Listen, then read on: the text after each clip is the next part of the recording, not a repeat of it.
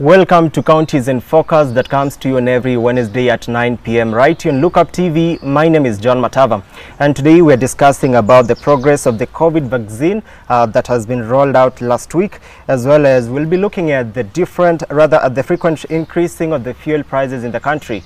And now matters to do with the vaccine. It has caused a lot of mixed reactions amongst Kenyans, and we'll have a look at what Kenyans are saying on the field. Mambo ya vaccination yenyewe kuongea ukweli siwezi sema kitu kwa sababu hakuna kinajua mambo ya vaccine na sijaona hata anything na hakuna mtu ameneza anything kuihusu. So mimi naiona tu kwa televisheni na I don't know, si understand inafanya nini. Hii sindani ambayo imetoka Ujerumani ama Ulaya walituletea hapa sisi mambo ya COVID-19. Sisi wa Afrika hatujui, lakini tunataka kama imekuja mtu wa kwanza anatakikana awe Mchina, na kutuletea shida hii shindano. Tuko kila mahali, tunataka kila mtu apikwe, nesikuwe fake, nesidhuru wa Kenya. Inatakikana ipatie wa Kenya nguvu, kwa sababu hatu kwenda huko kutafuta hii ugonjwa ya kukohoa. Hatutaki sisi kukohoa. Tunataka tutungwe shindano kwa utaratibu. Kitu ya pili, naomba wa Kenya wasianze kuweka ufisadi ya mashindano, kuleta kukeusha madawa, waende kuuzie watu wengine, watunge wa Kenya maji. Hiyo ndio hatutaki. Tunataka ile ambayo imetoka huko etunge sisi. Hapana leta hawa watu wakuleta kutunga sisi shindano na kumbe wametupatia ile ufisadi bure. Ni ukweli hapo? Tunataka kitu ya ukweli. Shindano imeletwa, isipelekwe hii mashimo ingine ya kuenda kuuzia watu wengine watajiri. Na Kenya mwananchi kama watoto wa shule, kama mimi sasa sijaenda Amerika kutafuta hii ugonjwa, sijaenda China kutafuta hii ugonjwa. Mimi niko hapa Kenya kwetu. Na ninaomba serikali huyu rais wetu Uhuru Kenyatta aangalia watu wa ufisadi, wasiende kuficha madawa yetu ila ambao tumepatiwa free, na walete kwa kila mkoo ila ambayo inatakikana, kila mwananchi apate shindani yake. Let me say that we are a bit skeptical because when the vaccine came in, at least we could have seen our leaders taking the forefront by being injected first. So we are a little bit not sure whether to go for it or not. Yes. As a frontline healthcare worker, I am actually supporting people who are getting the vaccine, because we are at the front line and we're actually exposed and we get to see a lot of patients who are suspects or who are actually positive for COVID. So it's something which I would encourage Kenyans and other healthcare workers to have the vaccine, to get the vaccine done, yes. Yes. You have gotten the shot already? Yes, I did actually last week, Monday, the 8th of this month, and my next shot is due in 2 months' time, the beginning of May. Yes. Minimal side effects. The first night on the Monday I had some mild fever and some mild headaches and chills, but very mild, which I took paracetamol and they were able to go away. So I would encourage Kenyans and other healthcare workers to have the vaccine done. It protects, definitely not 100%, because the government is still encouraging people to take precautions, but it's better than nothing. Yes. And to break it down for you, viewer, on set with me is Mohia Kagwi, who is the chairman for the Uwezo Fund at Kiaru, and Mr. Onjolo, who is an activist. Welcome, gentlemen. Thank you very much. What are your thoughts about the vaccine in the country? Well, I want to start by saying that it is a cause for alarm. When we have other countries and most specifically first world countries, they are putting a stop or they are halting the vaccination. So it is a cause for alarm for us, that third world countries, having in mind that we don't have technology that they have or they possess. So as for me, right now as we speak, it calls for an alarm. Yes. And on your side, Victor, we've seen countries like Denmark, Iceland, they rejected the COVID vaccine, and they are superpower countries. What are your thoughts? In Kenya, they are more advanced than us. What are your thoughts on that? My thoughts on that is that simply we need to get Africa to a public health order in a way that we can sustainably help ourselves as African community. Yeah. Because initially we had this take that we needed some prior group of people, or rather sample to be used as a test sample, but people are like 50-50 about going towards being used as sample towards the vaccine. So I think we need not to negate the use of vaccine. We need to try it out. If it works with us, well and good. Yeah. If it doesn't, then we've got still a long way to go. Yeah. We are not yet back to normal, but we can get back to normal with time. Okay. And again, organizations like the World Health Organization, they've said the vaccine is safe and effective. As well, the other day when our President Uhuru Kenyatta was speaking, he said it's safe as well and Kenyans should embrace it. What are your thoughts? We've had a very low turnout of people getting vaccinated. Those are the frontline workers. They are turning up so low. What are your thoughts on that? Well, John, you know, the process of producing a vaccine is a bit long, or coming up with a vaccine is a process.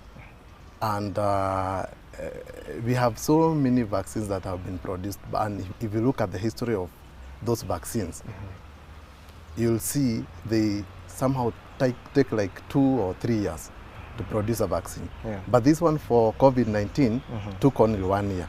So, and you know, health workers are people who are well informed. Yeah. So probably the low turnout is because they know maybe this vaccine was rushed.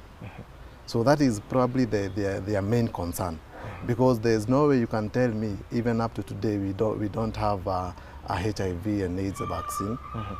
And this COVID-19 just came the other day, and within 1 year, I think it's even a matter of months, we have a vaccine. So according to me, it was rushed. And that is why we have places like European countries, they're experiencing blood clot. Yeah. For us in Africa, we have not tried.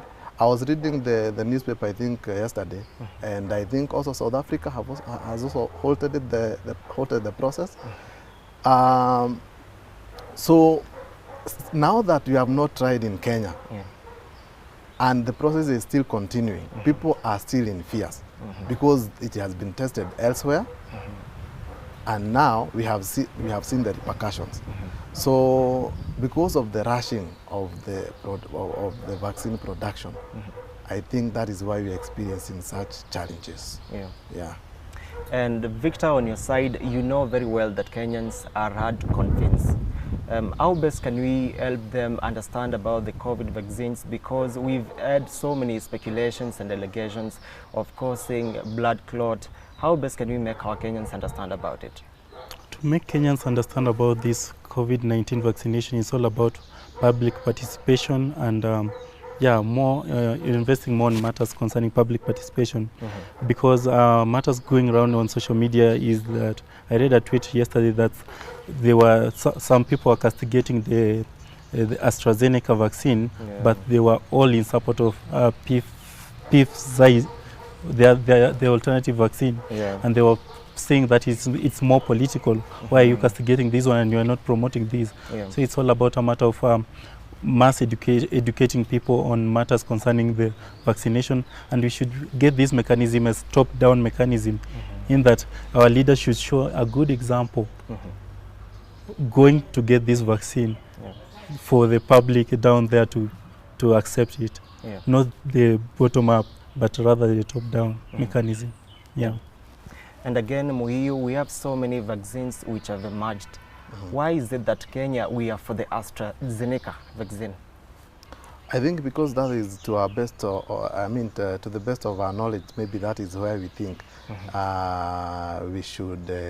I mean, that is the medicine, the vaccine we think we should be taking, because now of the fact that most European countries have been using AstraZeneca. So that is why we think it is the best vaccine to use. Even without without having tried the rest of the vaccine. But I want to also add on what Victor have said. We saw Joe Biden was the first person to take the vaccine in America. And you know, here in Kenya, our leaders started saying, oh, we are not first priorities. We have other people who are supposed to take up the vaccine first. Yeah. I think it calls for an alarm.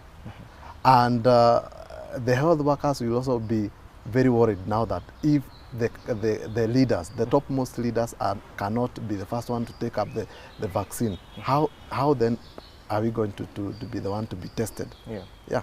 So basically that is what it is. Yeah. Yeah. And currently, Victor, the Treasury is in talks for borrowing more than 10 billion Kenyan shillings for the same on the vaccine. So why do you think, could this be an avenue for looting the money or even corruption space? I may not say it is, but again there is this kind of clip which went around after the ministry itself. The minister came out and said it's a Ministry of Wealth. Then he continued with his, and given the fact the history behind the Ministry of Health that has been going around. So I think it's high time that we are on third wave of COVID-19. I think we should shy off from looting out the COVID-19 funds, because people are dying. We've seen now it's real, because topmost people are being affected by COVID-19. It's a serious thing. Yeah. We should shy off from looting and focus more on matters concerning COVID-19. Yeah. Yeah, and negate the corruption and looting. Yeah. All right. And now, just according to a certain report, so far we have like over 9,144 vaccinated people in the country. And then after 1 week later, we had like 1.2 million, that is 1.12 million doses are still available. Why are they hesitating, or why do you have the slow turnout? People are shying off from taking the COVID-19 vaccine simply because they are not well informed on what will happen after. Yeah. And given the fact that the misinformation going around about the blood clotting and everything. So I think people need to be educated more on matters concerning the vaccine and and accept it the way it is. Yeah. Yeah. And then, Muiyo, what do you think about the rollout plan in the country of the vaccine? So far, we've had like, the other day Mutai said they've given the vaccine to over 40 counties. So how best can we know it's going to reach those people who are intended? Now, we will have to believe that maybe the governors will do that job the way it's supposed to be. We'll have to believe that this time round they will be able to distribute the vaccines in the best way possible, not like the way they did the COVID money, if you remember. Yeah. Because we realized that they were given some money even to come up with more ICUs and have equip the hospitals with all the necessary equipment, but that was not the case. So we, for us Kenyans, we are at the masses. We are at the masses of those county leadership. Yes. And again, Victor, we had the KEMSA scandal, and then now we have Mutahi Kagwe again, or rather the Minister of Health is going to borrow some money again. Do you expect maybe another scandal to happen because of such again? On that, it just depends on the ministry itself and the people around it. If they intend to do so, they will do so. If they don't intend to do so, seeing the magnitude to which the COVID-19 is taking us, then definitely it's upon them. So I can't ascertain to for me, I feel that they should not lose it, but it all depends with them. Yeah. Okay, nice. And with the many speculations and allegations, maybe could it be a motivating factor when we have our leaders first have the jab? Well, yeah, it should be. You know, in this country and in most countries all over the world, people really follow what the leaders do. So if they should if they take the first step and they become vaccinated, then for us as citizens, we will follow their steps. We will see now if this vaccine was administered to President Uhuru Kenyatta, then even me, I think I can be administered. So the fear, that fear is still with even the health workers. Yeah, and you see, if the health workers are also in fears, as a person who is not a health worker, I should also be worried. Yes. I would rather continue washing my hands, masks on, and observing all the COVID-19 protocols. Because if up to now maybe that has helped me, then what should motivate me to get a vaccine if at all even my leaders are not taking up the vaccines? Yeah. And then of late we've had a very big spike of the cases of coronavirus in the country. Do you think maybe we could help reduce the cases when the vaccine is around, or what exactly, or what's an immediate action which can be done to help fight that? I think the most thing that we can do to reduce the number of COVID-19 case rise is all about mass education. And given the fact that in Kenya we negated all the protocols set for against COVID-19, our political leaders were up there campaigning for BBI and all sorts of things. That was all like it led to permeation of the COVID-19 or every sort of thing that you might think of. And given that the fact that the president has halted this process for 1 month, I think we might have a positive way. The numbers might go down. Yeah. And then Muiu, just a day after the president issued his statement again on the COVID measures, the following day we had a gathering, and then politicians were gathering and in a certain burial. According to you, what were the law enforcers doing? Because obviously he said we're not going to have the political gatherings, which is maybe escalating to the rise of the cases. So what do you think should the law enforcers do? You know, the problem with this country, as we speak right now, is that the law only cuts on one side. So seems like there are some people who are allowed to do political gatherings, and there is a certain group of people who are not allowed. So that is the biggest problem. So, and if President Uhuru Kenyatta was actually, or he's actually serious with the order he put, then that means everyone, notwithstanding your status or whichever political side you align yourself with, should follow those rules. But when you only focus on one side, then that will be favorism.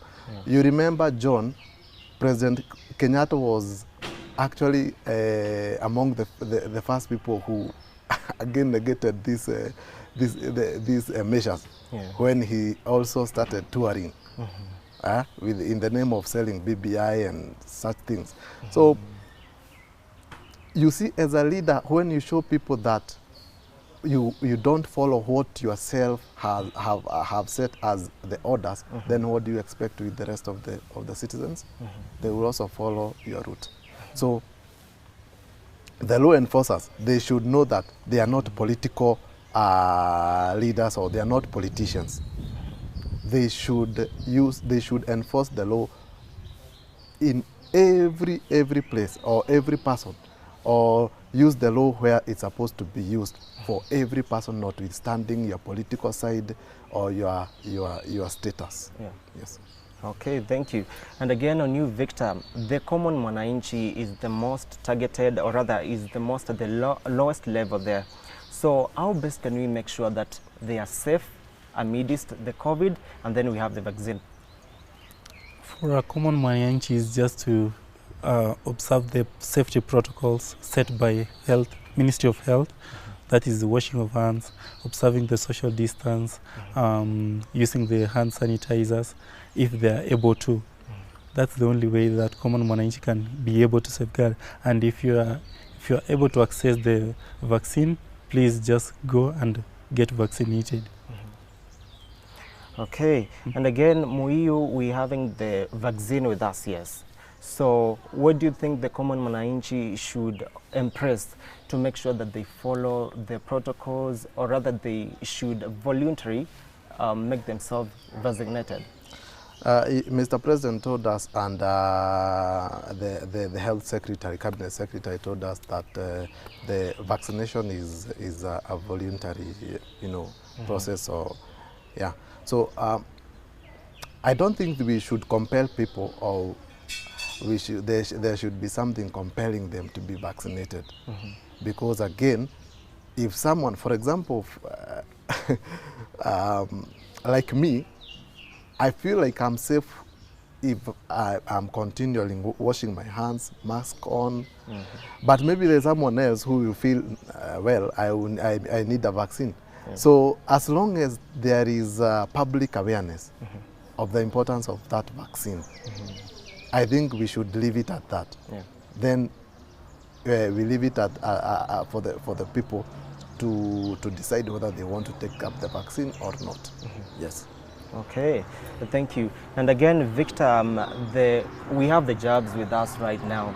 So how effective are they? Do we expect maybe in the next 5 years we'll have flattened the curve of the COVID cases? I think, let me argue in terms of science. Science will normally take time to get the good results that we can ascertain that this has worked. So because in US it was reported around negligible amount of people who showed the blood clotting. So we should not go by, we need a substantial amount to say that this vaccine is working against what we expected. So let's wait and see how this vaccine will work towards the general population of people, so that we can do a final conclusive and write our recommendation that this has worked or this has not worked. Yeah. Okay, and now finally, what are your thoughts on the vaccine jab being administered to everyone? So what happens when everyone gets the vaccine, voluntary or even not willing? Well,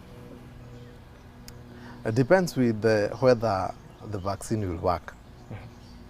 And like we have said, we have only, the vaccine has only been administered to 9,000 people so far.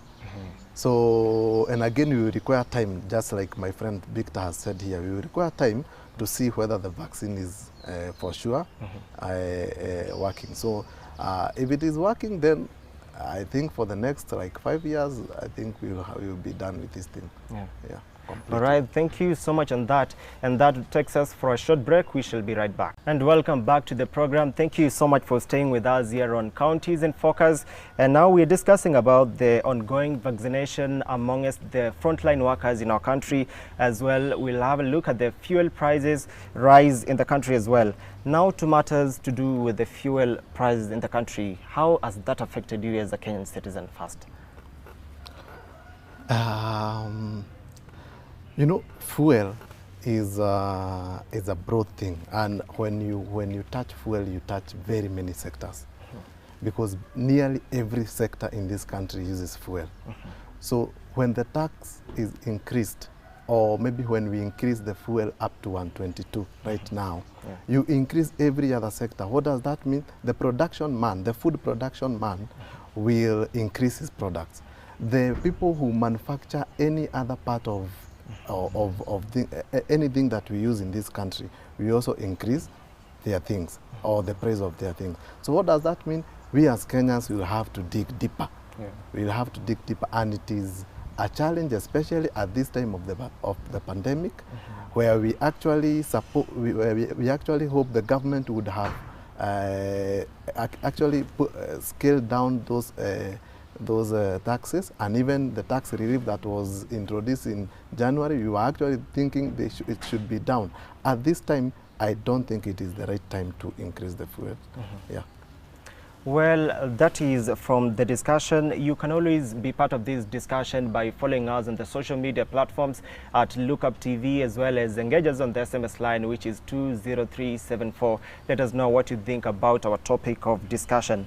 And now to you, Victor. We had a statement from the government spokesperson, Cyrus Oguna, and he said that currently, we should stop complaining about the rising taxes and the rising of the fuel taxes and support the government. And then he compared the Kenyan government tax with the European government. What are your thoughts on that? I think we should not blame Cyrus Oguna, because Cyrus Oguna is just a spokesperson to the government. And he literally spoke what the government told him. And for him comparing Kenya and Europe in terms of taxes, are we yet to Europe? I don't think so. What? Not even in the near future. Yeah, we are not. We are not even to a centimeter to what Europe offers. Given the fact that the taxes to which we pay doesn't really quantify to the services we are being subjected to. Yeah, for example, the hospitals, name it all, the services to which a common mwananchi get from the taxes that he or she pays. So I don't think it's a good thing that a government should come out and say that we are low on our budget, yet on side shows we hear looting and everything. It's not good. It's not good. We are not yet there. Yes. If I can add on Cyrus Oguna's remarks yesterday, John. You know, when Cyrus Oguna speaks, that is the position of the government, because he's the spokesperson of the government. And what I would term as Cyrus Oguna's remarks yesterday were careless and reckless. You don't speak like that, especially when people or when the citizens are at their lowest moment.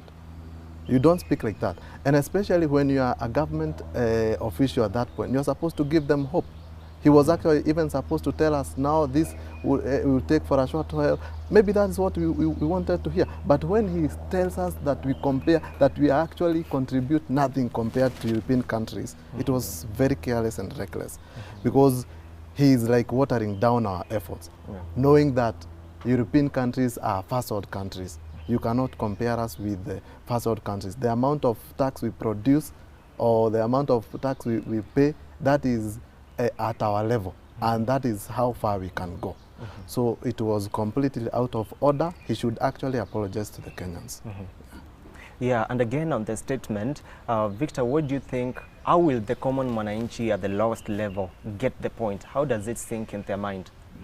You know, for common mwananchi, we normally leave everything to, like, let those people decide on whatever it might come. But now, fuel price, it will have us being squeezed to a certain periphery to which we will have to speak to. We will have to let it out, like, because it will affect all matter of things that encompasses us. For example, the food, the unga, everything, the food, unga, like literally everything that we normally we call it basic needs. So I think to a common mwananchi is now time for them to act on what is facing them right now. Yeah, and the current rise of the fuel has caused a lot of mixed reactions amongst the common mwananchi. Our own Betty Korir was in the field. Let us hear what Kenyans had to say about it. Kwa sababu hata price ikiongezeka, vitu mingi si ndio tunaumia, especially hii sector yetu ya transport, kwa sababu mafuta ikiongezeka tuna expect tuongeze fare kwa wale wanatumia hizi, kama for example hizi pikipiki zetu, na hakuna client anakubali kuongeza fare. So mimi naona sisi bado tunaendelea kuumia, kwa sababu mali ulikuwa unaenda tu na so hata liwe bado analipa tu, so sisi ndio tunaendelea kuumia. So mapato yetu inaanza kurudi chini, so inakuwa sasa kumudu familia zetu inakuwa ni balaa. Asante. Karibu. Na kwa hii jambo la fuel prices kushinda ilipanda. Naomba serikali yetu, hii serikali yetu Uhuru Kenyatta Mungai, Wakenya wanaumia. Mafuta irudishwe chini. Hapana kuamuka tu kesho ati naenda kuoa bibi mwingine. Hapana, mpaka unapangilia mpangilio. Unaandika kabarua kidogo, unawaambia Wakenya tumetoka COVID-19. Mafuta inaongezwa nini? Na tungali kwa shida ingine. Watu kasi imepotea. Hii mimi nakasirika sana. Hata naweza kuanza kulia saa hii. Hii mambo ya nini ya PPI inatakikana ijitokeze, mambo ya kupandisha mafuta ovyo. Hapana, mimi nakataa. Mimi naitwa Papa, nakataa kabisa. Paka unaandika kabarua kidogo, unawaambia nataka hii pesa hakuna, tukiongeza hapa kidogo ndio tunapata hii pesa. Watajuonyesha pale tunapata pesa, wanaamkia tu kesho, mafuta imeongeza, unga imeongezwa, sukari imeongezwa. Hapana, tuko na Kenyatta, uhuru wetu, President Kenyatta Mungai, you are total man. Tunataka kuwe kama Moi. Moi alikuwa anasema kesho hakuna mambo ya unga imeongezwa, mafuta hakuna kuongezwa. Bwana, uko tu tetee bwana. Hao ofisa It's crazy. It's crazy because like now I personally I do school transport, and what there is every month. Like it was last month, it was 118 a liter. Now it is 124 a liter. And the money that we are getting now from the parents, still they're also complaining. So it's also overwhelming on our side. So we really don't know where we are heading to. Yeah. The government says that they want to tax, but I feel sometimes it's unfair on the common mwananchi, because initially I think in February it was 107, then rose by 8 shillings to 115 and now to 122. So definitely when fuel goes up, everything goes up, cost of living goes up, transport goes up, matatus, buses, everything. So it affects every common mwananchi. And again, the other day, our MPs passed the legislation that the VAT for the fuel to be increased to 16%. And then at the same time, we had the Parliament approving 16 MPs to go for a tour, rather for a trip to Dubai for a training. What do you think about that? That is an insult to the public. Right now, the government needs to cut down all the unnecessary expenditures. Anything that we don't need as at now, we have to cut down the cost. And you know, our problem with this country, Mr. John, is that we have so many misplaced priorities, things that are not prioritizing the common mwananchi. Now, how will the visit to Dubai concern me? How will it benefit me? Right now, I'm thinking of how I'll put something on the table. I'm thinking of how my children will go to school. I'm thinking of how I'll get quality health care. That is what we should be concerned with, not misplaced priorities. So when they passed that bill, the MPs, again, I know it's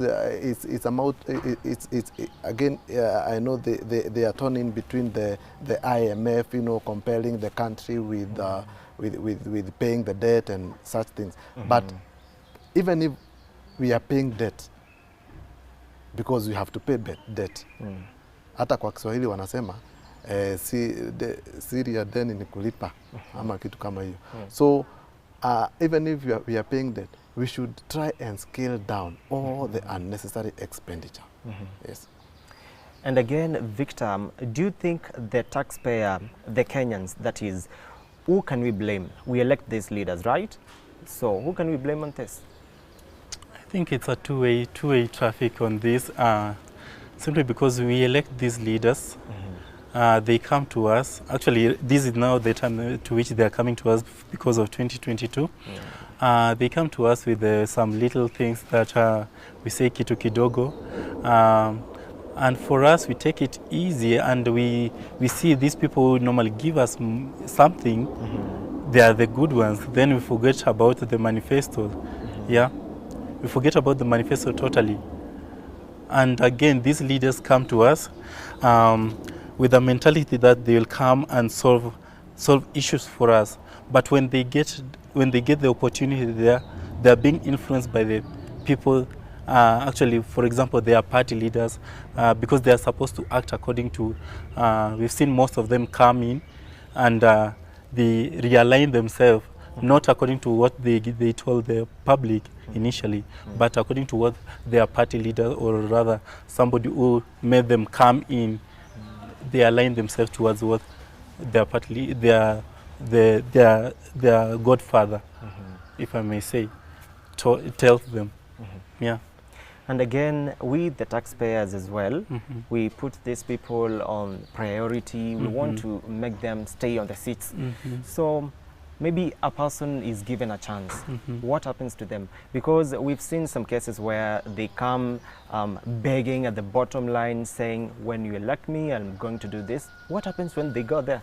But common Mwananchi have actually a voluminous range to which they can apply their actually, like, to call their leaders back. You've got 1,000 signatures to call you for your MCA back.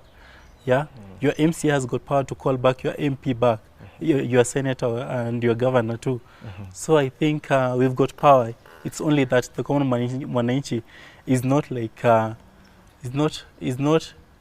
like exposed to such information for calling back their leaders. Yeah, they only see them going. After 5 years, they are coming back. You don't see that loopholes between, I can recall him back if he or she doesn't actually deliver what he or she promised. Yeah. And again, Muhiu, we having the rise of fuel. It's like a normal thing every month. We're having new figures, new percentage has been raised. Maybe what could be the major influence? What has led to the increase of that? Okay, two things. One, when people started raising issues, they said, you know, it's not our issue, it's all about OPEC. And I don't disagree with that fact, because we have OPEC is a governing body that, you know, regulates all the prices all over the world and such. But you cannot tell me that the price of 1 liter reaches here in Mombasa with 45 shillings, and then from 45 shillings all the way to 122 shillings. Even if you factor in the profit of the distributors and such, which is actually a small margin, because I believe it is the government which regulates that amount of profit they are going to get. All the rest is taxes. Look, even in if you compare with Tanzania, the price I think is not even over 100. Yeah, sure. So, but I'll tell you this, it's because of the debt we are in. Kenya is in a debt trap, and the appetite for borrowing in this country very high. And when we borrow, do we use that money the way they're supposed to be? The answer is no. So what do? Because, like I told you, John, fuel has cuts across every sector in this country. When you add the price of fuel, every sector will be affected. So it is a quick way of getting back the money. So when you add, like, even if it is 7 shillings, you'll be able to recover that money, or the money that you want to pay for the debt, easily, because it is a sector that cuts across board. Yeah. And Victor, for instance, we have the Turkana, and then we have a crude oil in Turkana. Maybe could we be importing the oil, or where does it exactly go? No, oil and gas is a big sector. You see, people think that when we mine our oil in Kenya, the prices of oil will go down. No, the oil is not ours. The oil is not ours, because it goes out and then it comes back. So the only thing that affects, and given the recent show that the KRA is the one to blame, because it actually KRA it's 52 point something Kenya shillings in terms of fuel price. So I don't think matters of us mining the oil should lower the price. No, no, it's all about the taxing and everything. Yeah. Okay. And just according to a certain report, Muio, Vivo Energy Kenya already signed a multi-billion deal with the Kenya Railways. They wanted to transport, that is the crude oil from Nairobi to Nakuru, and that is costing like 15 million liters. And again, will this affect the fuel prices as well? Well, I think slightly. Slightly. If it will, I think it will be slightly. Because again, very many factors around it. If you are talking of 15 million liters going to Nakuru, to their main depot in Nakuru, we should ask ourselves, how long will it last us? For how long will it last us? For us now, if it is done, then what do we do? I think we go back to where we were. So even if it will affect us, it will affect the price of fuel. It will be slightly. Yeah. Okay. And now, Victor, what happens to the common mwananchi? We already straining with a bad economy, and then we have COVID. Everything has become so hard. So what happens? Where do you expect to be in the next 5 years with this rise? With this rise, I think common mwananchi is only left with an option. We've got 1 year to go towards our general elections. We've got to think straight now, because you've seen what the leaders we chose have led us to. So it's time for us to choose good leaders, if we will be able to identify some of those leaders, good leaders. And again, we should be ready to face these consequences regardless of anything, because it's us already. We are in the situation now. So we should face it as it is now. And the next year is general election. Choose your leaders wisely. Yeah, for them to bargain for you very well. Yeah. And Muhia, what are your thoughts on, we've been having how best as Kenyans can we mitigate the rising cost? How can we cope up with it? And how can we make it less harm to our economy? One, let us avoid debt. Let us avoid debt. Because that is, public debt right now is at 8 trillion. And I keep on telling people, this debt you are going to pay yourself, your kids, your grandchildren, all the way to even maybe the fourth generation or the third generation, depending again with the appetite we have.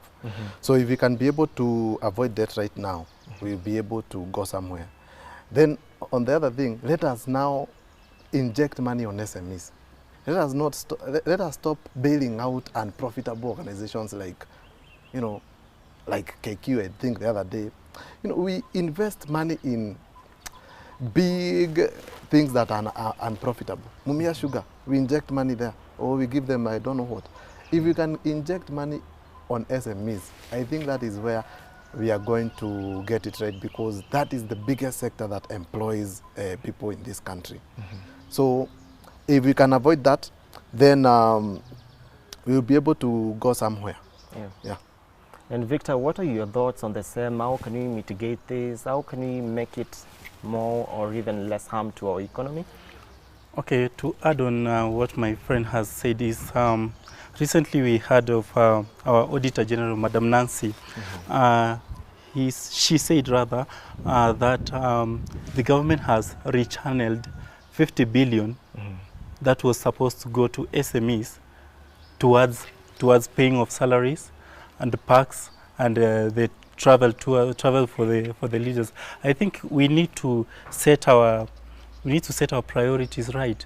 How can you remove money set for an SME towards something like salaries? And we need to rethink our priorities right before we just get to everything, like getting it up. I don't know. It's just sad. Yeah.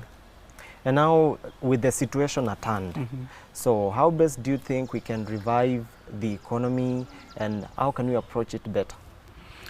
On the way to go is just like initially, as I said, we walk from where we are now, yeah, and government, they can try and figure things out in that to rethink about the common mwananchi, because this is a state to which we are in and the world is in.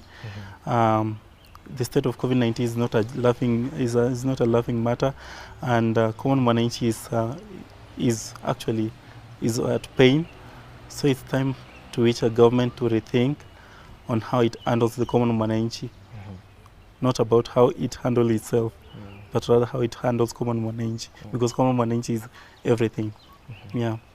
So, right. If I cannot add on what my friend has said, for a long time we have not been getting things right, and we have been using something called trickle-down economics, where we believe, for instance, if we inject money to a big company like the one I mentioned, we expect the small mwananchi or the common mwananchi will benefit. No. I think from what he said, if I can add on that, we need now to start from bottom going up.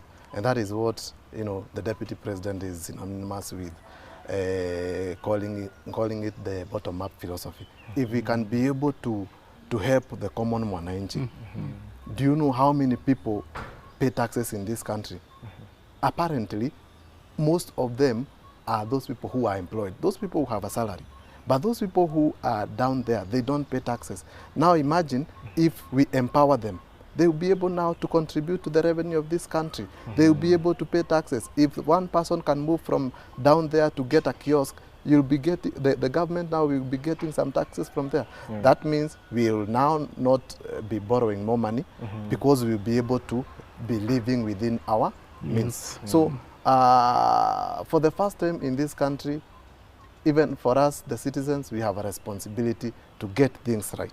This time round, let us not use trickle-down economics. Even Joe Biden, by the way, the other day, he talked of trickle-down economics, which has not been doing well in America. And he said, now, I think it is the right time we empower this small person so that we can, all of us, be at a level where we can be able to contribute to the revenue of this country. Yeah. And now finalizing, what are your thoughts, Victor? Do you think BBI, I'm sure you've read the BBI or you know the contents. Do you think if we have the BBI on board, maybe we shall have some reduced cases of the fuel price rise? Okay, I'll just give a personal opinion.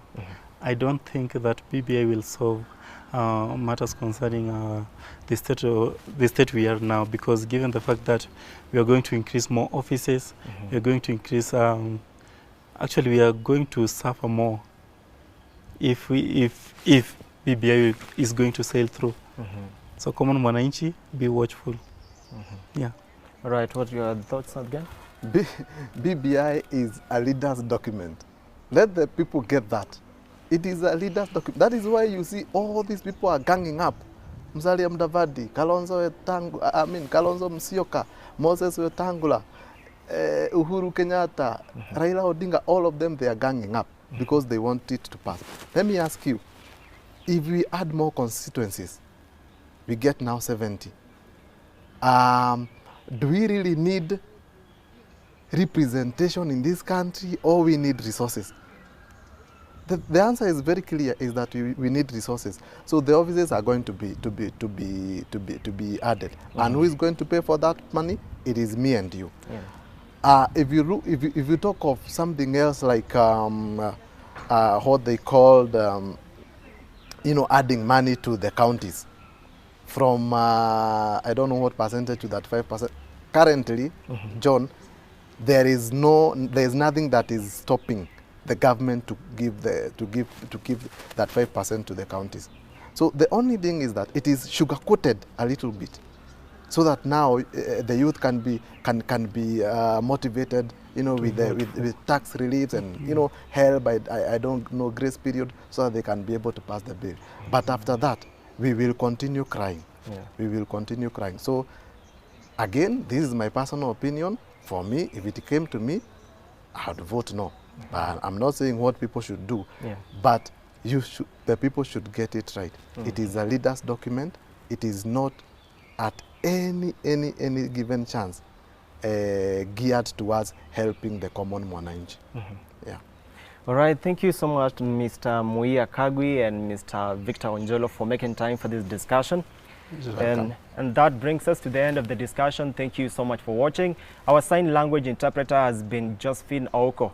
My name is John Matava. Have a lovely night.